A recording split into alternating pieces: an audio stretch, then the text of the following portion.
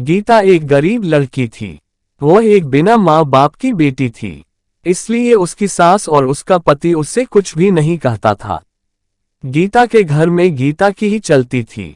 वह जो कहती थी उसकी सास और उसका पति बिना कुछ कहते ही मान लेता था, क्योंकि वह एक बिन माँ बाप की बेटी थी और उसने शादी से पहले बहुत दुख सहा था।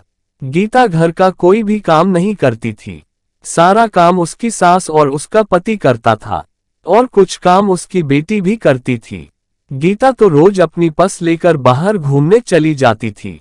गीता को कोई कहता भी नहीं था कि रोज इस तरह बाहर न जाए या घर का काम करे। घर का काम उसकी सास और उसका पति कर लेते थे, लेकिन एक दिन उसके पति को उसके सास ने कहा कि बेटा, गीता को बिना रोके टोके ही उसको समझाओ। इस तरह बाहर जाना सही नहीं होगा।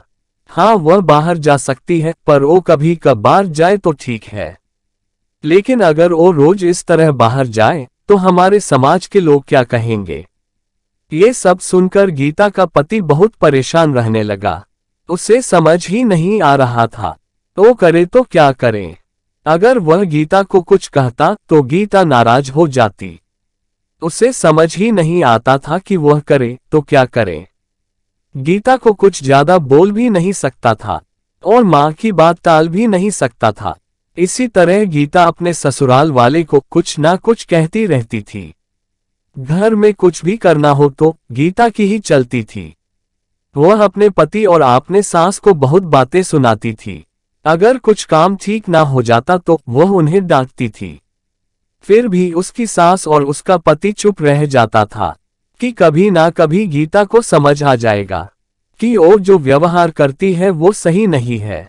हम उसका लाड प्यार करें तो इसका मतलब यह नहीं है कि वह हवा में उड़ने लगे।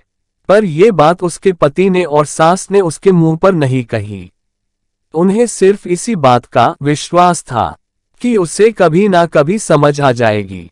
एक दिन गीता अपने सहेली रश्मि से मिलने जाती है। दोनों काफी दिन बाद मिलती हैं।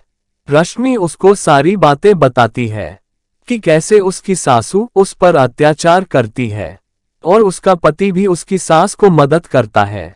उसे कुछ नहीं कहता। उसके सास उसके पति के खिलाफ भड़काते भी रहती है। वह चाहे कितना भी अच्छा काम करे, कितनी भी अच्छी तरह घर की साफ सफाई कर ले, फिर भी उसकी सासू उसे डांटती रहती थी और उसका पति भी उसके माँ का साथ देता था। जब ये बात रश्मि ने गीता को बताई तो गीता को एहसास हुआ कि वह अपने सास और पति के साथ इतना बुरा व्यवहार करती है। घर का कोई काम नहीं करती, फिर भी मेरी सास और मेरा पति मुझे कुछ भी नहीं कहता। वह उन्हें छोटी छोटी बात पर बहुत बातें सुनाती, फिर भी उसके सास ने उसे कभी भी नहीं डांटा। ये सुनकर गीता को अपनी गलती का एहसास होता है और घर जाकर अपने सास के सामने रोने लगती है। उन्हें सब बात बताती है कि उसने कितनी गलत किया। तब उसकी सास उसे कहती है कि बेटा रो मत, हमें विश्वास था कि तुम्हें एक ना एक दिन अपनी गलती का एहसास जरूर हो जाएगा और तुमने चाहे गलती कैसे भी की हो, लेकिन तुम्हें आपने गलती का एहसास हो गया। बस यही बड़ी बात है। अब हम सब हंसी खुशी सब साथ में ही रहेंगे। तुम शोक मत बनाओ, क्योंकि हमें भरोसा था कि तुम्हें अपनी गलती का एहसास जरूर होगा।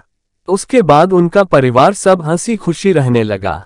अगर आपको स्टोरी अच्छी लगी है तो वीडियो को लाइक और चैनल को जरूर सब्सक्राइब करें।